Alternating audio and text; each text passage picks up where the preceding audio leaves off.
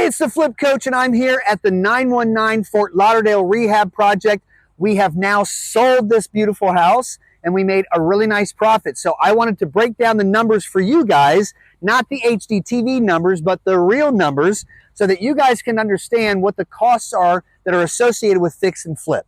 So first, I want to tell you guys that we sold the property for $495,000. Now remember, we only bought it for $330,000. The reason why we got such a good price on the property is because we did a really good job on the rehab.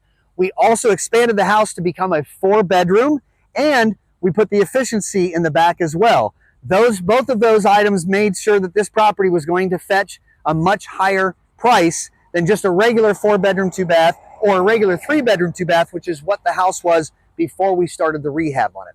So we sold it at $495,000. We bought it for $330,000. And now let me give you guys the costs. So when we bought and sold the property, we have closing costs. Those are the fees associated with buying and selling properties. So when we bought the property, it was about $5,700 in closing costs. And when we sold the property, it was about $6,100 in closing costs. Then we have a commission that we had to pay. I used my license. I'm 100% with Charles Ruttenberg, so I don't have to pay them but $450 fee. And so we only paid a commission to the buyer's agent, which that commission was $12,375.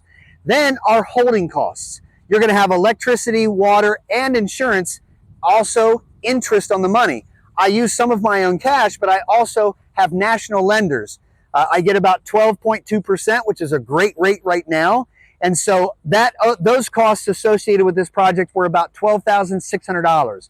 So if you start from the top of selling $495,000 and deduct all of the costs associated with it, the money that's left over is our profit, and that was $71,225. So we made a really nice profit on this project. So if you guys are going to think about doing a fix and flip, just make sure that you understand and do your due diligence. Work out all of your numbers, not just the cost of the rehab, but the costs associated with buying, selling, and holding the property as well, especially if you're going to be getting hard money, and you're going to be paying a nice interest rate on that as well. Okay. So I hope you guys learned a little bit from these episodes on this rehab project. I have other rehab episodes on other projects that are getting released, so make sure you guys tune in. And in the meantime, happy investing.